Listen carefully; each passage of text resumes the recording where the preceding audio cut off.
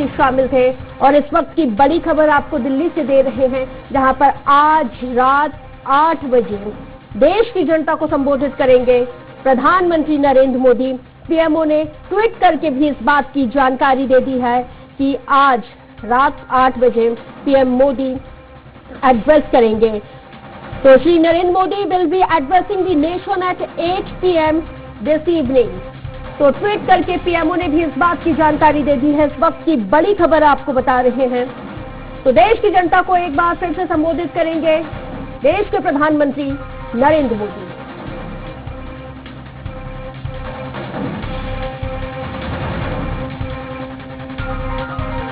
उस वक्त की बड़ी खबर, प्रधानमंत्री मोदी आज फिर से देशवासियों को संबोधित करेंगे। रात 8 बजे संबोधित करेंगे। पीएमओ ने भी ट्वीट करके इस बात की जानकारी दी है। तो इस वक्त की बड़ी खबर आपको बता रहे हैं। तो बड़ी खबर, आज रात 8 बजे एक बार फिर से देश की जनता को संबोधित करेंगे प्रधानमंत्री नरेंद्र मोदी। तो बड़ी खबर आपको इस वक्त बता रहे हैं। और इस वक्त हमारे साथ वरिष्ठ सहयोगी रोमिल भावसार जी फोन लाइन पर जुड़ गए हैं, जिनके साथ और ज्यादा जानकारी ले लेते हैं। रोमिल जी, आज रात 8 बजे एक बार फिर से देश को एड्रेस करेंगे प्रधानमंत्री मोदी, क्योंकि तीसरे फेज का लॉकडाउन खत्म होने वाला है। कल वीडियो कॉन्फ्रेंसिंग करके तमाम राज्यों के मुख्यमंत्रियों के साथ चर्चा, आज फिर से देश के नाम संबोधन। जी बिल्कुल रश्क, आपको बता दूं कल प्रधानमंत्री नरेंद्र मोदी ने जिस तरीके से सभी राज्यों के मुख्यमंत्रियों से चर्चा की थी, और ये 5वीं बार था जब प्रधानमंत्री ने सभी मुख्यमंत्री से चर्चा की थी और लॉकडाउन की वर्तमान स्थिति के बारे में जाना था। और उसके पीछे मुख्य कारण था यही था कि जो स्थिति, जो कोरोना को लेकर कदम उठाए जा रहे हैं वो क्या है, लॉकडाउन पार्ट 3 के बाद आगे की स्थिति क्या है, क्या लॉकडाउन को बढ़ाया जाए नहीं बढ़ाया जाए, रेड जोन की क्या स्थिति है, येलो जोन की क्या स्थिति है।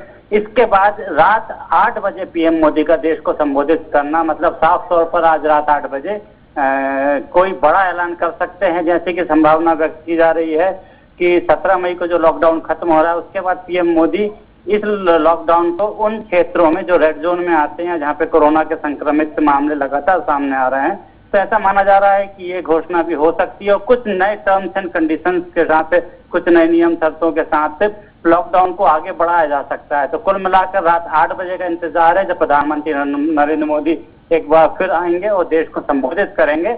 और निश्चित तौर पर पूरे देश की निगाहें रात 8 बजे पीएम मोदी पर रहेंगी कि क्या लॉकडाउन बढ़ाया जाता है, क्या नहीं बढ़ाया जाता, लॉकडाउन 4 आता है तो लॉकडाउन 4 का क्या। लेकिन रोमिल जी, बड़ा सवाल ये है कि थर्ड फेज का लॉकडाउन खत्म होने से पहले ही जो कोरोना संक्रमित लोगों का जो आंकड़ा है वो 70,000 के पार पहुंच गया है। इसको किस तरह से देखते हैं, क्योंकि अगर एकदम से सडनली अगर लॉकडाउन हटा दिया जाता है तो एक गंभीर संकट भी उत्पन्न हो सकता है। क्या ये पॉसिबिलिटी बन सकती है कि लॉकडाउन हटाने और नहीं हटाने का पूरा अधिकार प्रधानमंत्री और केंद्र सरकार के द्वारा सीधे सीधे राज्यों को दे दिया जाए?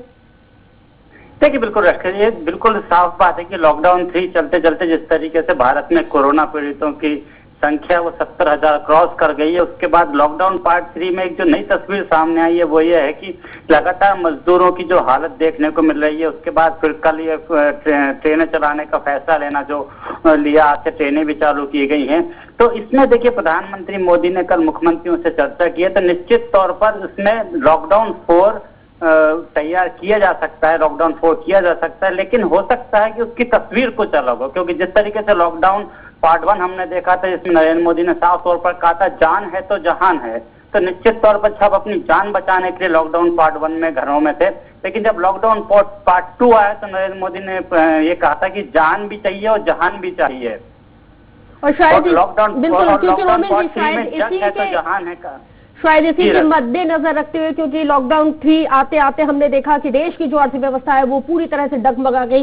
इसी वजह से तमाम वो जो लिकर शॉप्स हैं उनको भी खोलना पड़ा, क्योंकि उनसे राजस्व आएगा तो वो देश के बेटरमेंट के लिए लगाया जाएगा। अगर लॉकडाउन फेज 4 में जाता है, इसको बढ़ाया जाता है, तो किस तरह से इसको इम्प्लीमेंट किया जाएगा, क्या कुछ वो शर्तें रहेंगी, किस तरह से अगर लॉकडाउन चौथे चरण में जाता है तो उसकी क्या कुछ शर्तें रहने वाली हैं?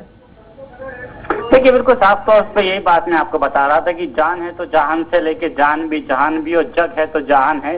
जैसे लॉकडाउन पार्ट 3 आया था और लॉकडाउन 4 में साफ तौर पे देखिए अब सरकार को अर्थव्यवस्था की भी चिंता है, सरकार को जान की भी चिंता है, सरकार को मजदूरों की भी चिंता है जो मजदूर दूसरे राज्यों में फंसे हैं। तो इन सब के बीच में कल मुख्यमंत्रियों से चर्चा की गई। तो हो सकता है लॉकडाउन 4 लागू हो, लेकिन लॉकडाउन 4 जिन भी जगहों में जो कोरोना पीड़ित रेड जोन है, सबसे ज्यादा संक्रमित इलाके हैं वहां पे हो, उसकी तस्वीर कुछ अलग हो। ये जैसे आप देखिए कि लॉकडाउन पार्ट 3 रहते रहते वाइन शॉप का खोलना अर्थव्यवस्था के लिए, कुछ ई कॉमर्स के स्टाफ को, बाकी सरकारी दफ्तरों को 33% स्टाफ के साथ खोलना, तो ये संभव है कि लॉकडाउन 4 अगर होता है तो कुछ ऐसी नई तस्वीर सामने है जिसमें अर्थव्यवस्था का भी ध्यान रखा जाए, लोगों की जान का भी ध्यान रखा जाए और कुछ नए सिरे से जहाँ पे रेड जोन एरिया है उनमें हो सकता है थोड़ी सख्ती ज्यादा की जाए, लेकिन जो ग्रीन जोन है उनमें थोड़ी ढील जाए। लेकिन रोमिल जी, हम देख रहे हैं जो ग्रीन जोन है वो धीरे धीरे ऑरेंज जोन से तब्दील होते होते वो रेड जोन में भी तब्दील हो गए हैं। अभी आपने अर्थव्यवस्था का जिक्र किया, सरकारी दफ्तरों का जिक्र किया, प्राइवेट ऑर्गेनाइजेशन का जिक्र किया कि यहाँ पे